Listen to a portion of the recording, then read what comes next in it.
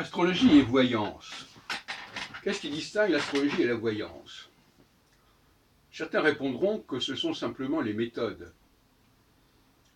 C'est-à-dire que finalement, un astrologue peut prévoir les mêmes choses qu'un voyant, mais avec d'autres méthodes. Je ne suis pas tout à fait d'accord avec cette façon de voir les choses. Et en même temps, c'est pas faux.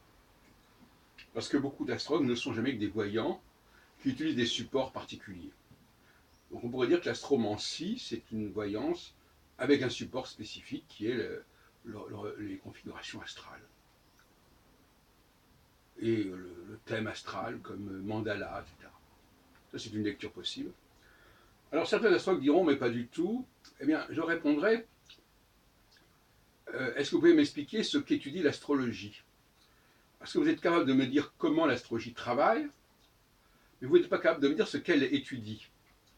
Et c'est là, là que le bas blesse. Parce que comment elle travaille, bon, alors on va dire, l'astrologie étudie, une sorte de tautologie, elle étudie ce qu'on peut apprendre par l'étude des astres. Alors là, oui, alors là c'est merveilleux comme réponse. L'astrologie étudie à partir des données de naissance. Ah, très bien. Mais encore, qu'est-ce qu'elle étudie? Vous voyez, toujours l'astrologue répond toujours par le comment et pas par le quoi. Pourquoi? Parce que le quoi, il est indéfinissable. Ça peut être n'importe quoi. L'astrologie peut prévoir n'importe quoi et surtout peut expliquer n'importe quoi. Alors là, j'en suis certain. Un astrologue doit vous expliquer pourquoi tel jour il s'est passé ceci ou cela. Il n'y a aucun problème, il va vous trouver une configuration qui va expliquer que ça s'est passé comme ça parce qu'il y a tel aspect et dans telle maison et en conjonction avec telle planète, etc. Ça, il n'y a aucun souci. S'il n'est pas capable de faire ça, il a qu'à aller au vestiaire. Bon. Pour moi, ça n'est pas l'astrologie du XXIe siècle. L'astrologie du XXIe siècle, elle doit savoir ce qu'elle étudie. Elle doit savoir ce qui fait partie de son domaine et ce qui n'en fait pas partie. Ou ce qui n'en fait partie que accessoirement et indirectement, et conjoncturellement.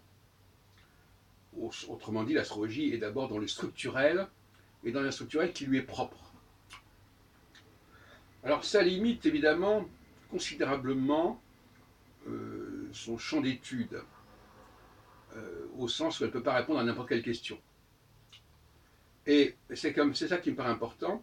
L'astrologue n'a pas à répondre aux questions, il a à poser des questions. Ça inverse les choses. Il faut savoir, il y a une certaine période qui va être comme ceci, comme cela. Qu'est-ce qui va se passer pour vous? Donc il lui donne le stimulus, il pose la question. Il y a un risque de ceci, un risque de cela, il y a un changement, ceci, cela. À vous de me dire, dans votre cas personnel, dans votre histoire personnelle, comment vous allez gérer cette situation. Comment pouvez-vous prévoir l'impact de cette nouvelle situation? Voyez-vous, donc finalement, c'est un renversement du questionneur. L'astrologue doit questionner. Donc voilà, on a tel et tel élément. Qu'est-ce que vous allez en faire? Alors, on peut vous aider à y réfléchir, mais cette aide à y réfléchir n'est déjà pas de l'astrologie, proprement parler. C'est une astrologie appliquée, si on veut. Mais ce serait le rôle de l'astrologue, qui n'est pas le rôle de l'astrologue moyen, qui pourrait se reconvertir, se recycler, en adoptant ce profil. Je vous dis ce que l'astrologie annonce, pas pour vous en particulier, ce qu'elle annonce au niveau de l'évolution des choses, de l'évolution de la société, l'évolution des mentalités. Maintenant, voyons en quoi cela peut vous concerner et comment vous allez être impacté par cette évolution. Voilà. Voilà comment je pense que doit se produire, se dérouler le dialogue mature, adulte, entre un astrologue et son client dans les décennies qui viennent. Et qu'il laisse aux voyants le scénario inverse. Savoir on me pose une question, j'y réponds. Parce que l'astrologue, il est le seul à savoir quelles sont les limites de son domaine. Par conséquent, c'est lui qui va fixer ses limites en disant voilà, voilà, ça je sais. Voilà ce que je peux vous dire sur le cours des choses. Et inversement, le client est le seul qui sache où il en est dans sa vie à lui, dans son psychisme à lui. Donc chacun est sur son créneau de compétences. L'astrologue dit ce qu'il sait du monde, et le client, lui, il sait ce qu'il est personnellement.